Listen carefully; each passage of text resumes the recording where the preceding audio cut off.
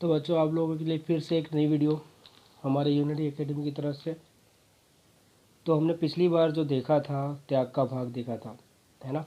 तो आज लाभ का भाग देखेंगे, यानी गेनिंग शेयर। ओके, लाभ का भाग। पहले मीनिंग समझ लेते हैं। साझेदारों के लाभ हानि के प्रमाण में परिवर्तन होने के कारण यदि साझेदारों के पुराने प्रमाण की अपेक्षा नया प्रमाण अधिक हो तो वह लाभ का भाग कहलाता है। यहाँ पे मैंने प्रमाण लिखा है, आप सब जगह प्रमाण की जगह भाग लिखोगे तो भी कोई दिक्कत नहीं, कोई प्रॉब्लम नहीं है। थियरी सेम टू सेम ही रहेगी। तो सिंपल सा है कि अगर पुराने साझेदारों को नया अनुपात जो होता है उनके पुराने अनुपात की अपेक्षा ज़्यादा मिल जाए तो उनको क्या हो जाएगा, लाभ हो जाएगा। कहने का मतलब यहाँ पे देख सकते हैं ए और बी है। पहले उनको 50 रुपये मिलता था और बी को 60 रुपये मिलता था। ओके, तो उन्होंने बिजनेस में कुछ परिवर्तन करवाया होगा, तो ए को अब 60 रुपये मिल रहा है और बी को 40 मिल रहा है।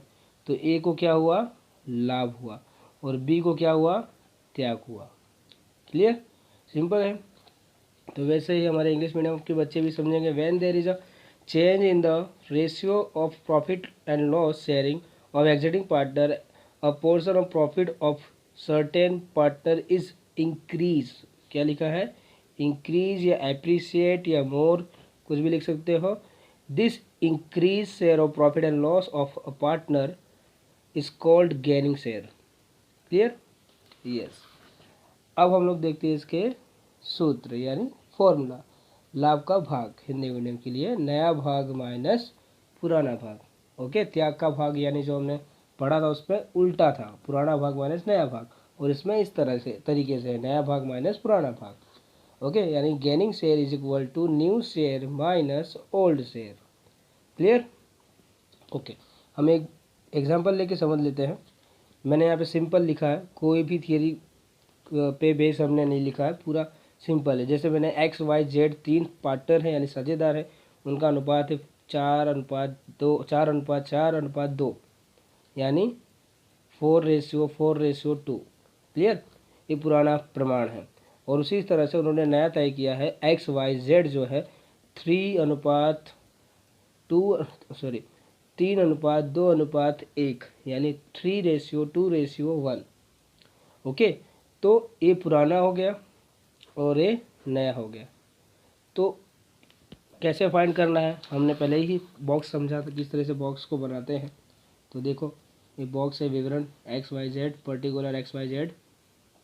ओके, तो देखो पुराना भाग क्या है, पुराना भाग ओल्ड शेयर 4/10, 4/10, 2/10। 10 कैसे है आप लोगों को सबको अच्छी तरह से बता दिया है। और नया भाग 3/6, 2/6 एंड 1/6। क्लियर, अब हम लोग फॉर्मूला लिखेंगे। लाभ का भाग यानी gaining share is equal to new share minus old share, यानी नया भाग माइनस पुराना भाग। ये कंपलसरी लिखना है। तो नया भाग पहले हम लोग लिख देंगे, ओके, फिर पुराना भाग लिखेंगे यहाँ पे। इसी तरीके से कैलकुलेशन करोगे तो आपका आंसर ये आएगा। ओके, अब देखो इसको छोटा ज़रूर करना है क्योंकि ये 60 60 60 है, और ऊपर जो है इसकी वैल्यू छोटी हो सकती है यानी कट सकती है। तो हम लोग क्या करेंगे, 2 के टेबल से काट देते हैं। तो 2×3 = 6 एंड यहाँ पे 230 हो जाएगा। हाँ, तो 2×4 यहाँ पे 2×2 = 4 हो जाएगा, है ना। तो इसका हाफ हो जाएगा, यानी हमने इसको 2 से यानी 2 के पहाड़े से काट दिया है, क्लियर करके। ओके, अब ए भी आंसर है और ए भी आंसर है, लेकिन छोटा करना कंपलसरी है, ध्यान देना। तो इसका पॉजिटिव आंसर आया तो लाभ होगा क्योंकि हमने गेनिंग फाइंड किया है, और इसका नेगेटिव आएगा तो त्याग होगा यानी सेक्रीफाई होगा। ओके, यानी ये रहा जी यानी गेनिंग, सेक्रीफाई एंड सेक्रीफाई। तो उसमें क्या था, अगर पॉजिटिव आए तो त्याग यानी सेक्रीफाई, और नेगेटिव आए तो उसका अपोजिट यानी लाभ यानी गेनिंग। और इसमें भी ऐसा ही है, अगर पॉजिटिव आए तो लाभ गेनिंग, और नेगेटिव आए तो त्याग यानी सेक्रीफाई। ओके, यहाँ पे लिख सकते हैं, एनालिसिस कर सकते हैं कि एक्स का लाभ का भाग है क्योंकि ये पॉजिटिव है तो 3/30 है, एंड वाई का त्याग का भाग है क्योंकि माइनस में है। और जेड का क्या का भाग है 1/30।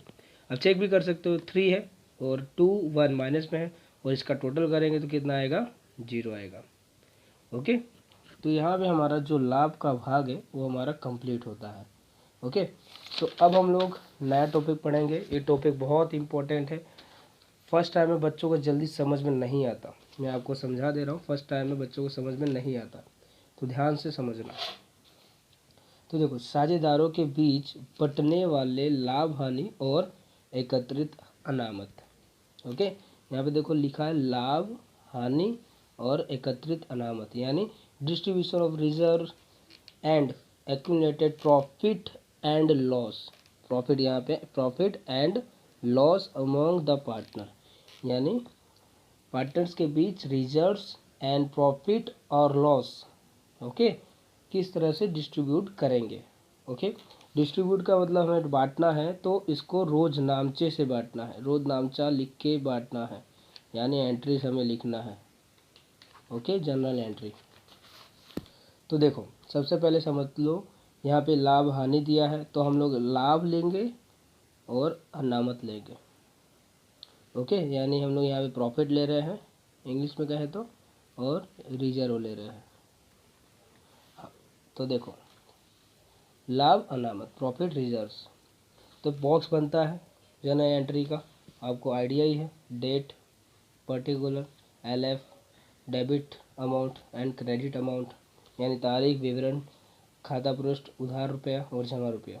ओके, तो देखो हमारे पार्टनर के लिए यानी हमारे पीढ़ी के लिए क्या क्या लाभ होता है, सबसे पहले समझ लेना है। सिर्फ हमारे पास एक ही लाभ होता है, लाभ हानि खाता जमा शेष, जमा शेष लिखा होना चाहिए, यानी इंग्लिश में कहें तो profit and loss credit balance compulsory. अगर क्रेडिट बैलेंस यानी जमा शेष लिखा है तो आपका प्रॉफिट है। ओके, हाँ, अब सामान्य अनामत। ओके, ये आपका रिजर्व है, यानी इसको कहते हैं जनरल रिजर्व। फिर पूंजी अनामत, यानी इसको कहते हैं कैपिटल रिजर्व। अनामत यानी इसको कहते हैं रिजर्व फंड। फिर इसको कह सकते हैं कर्मचारी अकस्मात मुआवजा फंड, यानी वर्कर्स एक्सीडेंट कंपनसेशन फंड। कर्मचारी अकस्मात मुआवजा फंड तो आप लोग को पता ही होगा कि हम जो भी बिजनेस करते हैं, जो भी लोग, वो हम अपने कारीगरों के लिए अलग से पैसा रखते हैं कि अगर उनका एक्सीडेंट हो जाए तो उनको पैसा डिस्ट्रीब्यूट किया जाता है। ये हमारी एक जवाबदारी भी है, और हमारा अगर कोई एक्सीडेंट नहीं होता हमारे कारीगरों का तो वो पैसा हम लोग आपस में बांट लेते हैं, यानी पार्टनर्स बांट लेते हैं। तो यही सब चीज़ है जो ये आप लोग देख रहे हो, साझेदार आपस में बांट लेते हैं वर्ष के अंत में, और ये लाभ है तो लाभ भी बांटा जाता है। ओके, तो कर्मचारी अकस्मात मुआवजा फंड, यानी इंग्लिश में कहें तो workers accident compensation fund. Okay, विनियोग वृद्धि कमी फंड। विनियोग वृद्धि कमी फंड का मतलब कि हमने कहीं पे विनियोग किया था और उसमें हमको कुछ फ़ायदा हो गया। ओके, तो वो विनियोग वृद्धि कमी फंड कहलाता है, यानी investment fluctuation fund. Clear? Okay, ये सब जो होगा वो साझेदारों के लिए क्या है, प्रॉफिट है। इसलिए पुराने साझेदार जो होंगे, जितने भी साझेदार होंगे, लेकिन पुराने साझेदारों की पूंजी खाते या चालू खाते जमा कर देंगे। क्या कर देंगे? जमा।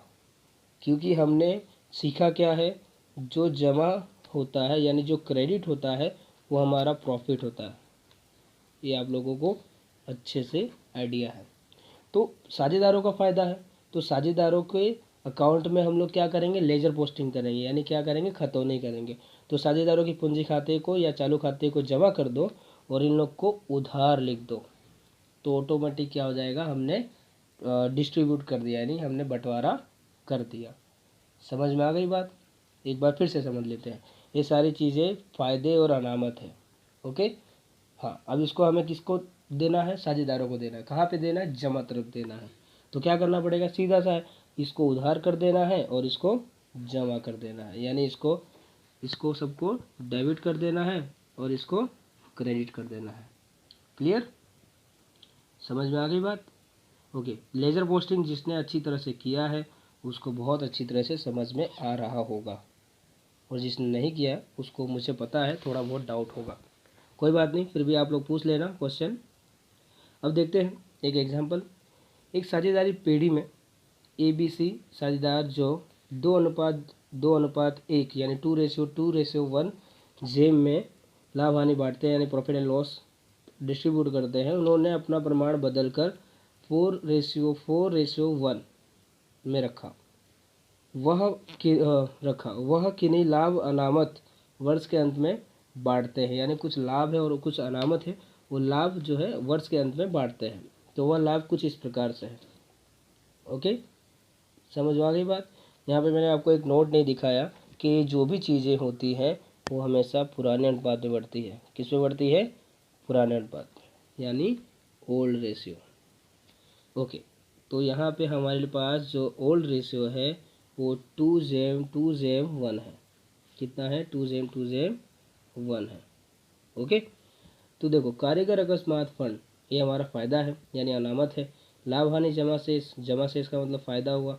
अनामत का मतलब भी फ़ायदा यानी अनामत है। रिजर्व है। विनियोग वृद्धि कमी फंड यानी ये भी हमारा फ़ायदा यानी अनामत की तरफ से।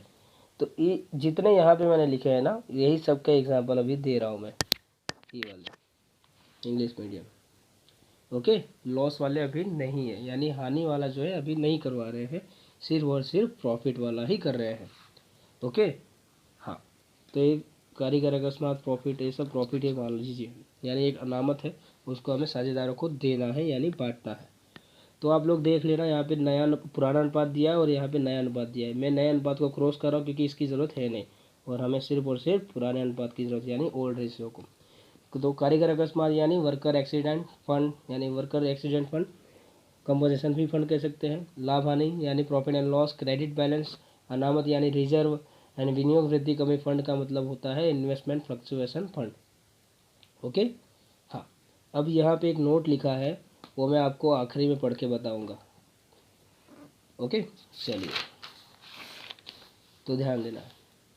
तो देखो, बॉक्स बनाना आता ही है, सीधी सी बात है।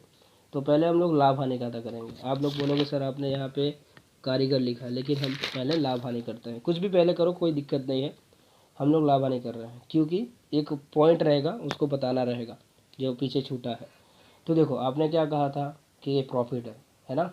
तो प्रॉफिट को क्या करते हैं, उल्टा कर दोगे और पार्टनर्स को जमा कर दोगे, यानी लाभ हानि खाता उधार हो जाएगा और सारे जितने पुराने साझेदार हैं, पार्टनर हैं, उनको जमा कर दो, तो हमारी एंट्री हो जाती है, यानी हमने साझेदारों को बांट दिया। ओके, तो देखो, लाभ हानि खाता उधार यानी profit and loss account debit. कितना रुपया? 1 लाख। कितना दिया है यहाँ पे हमको?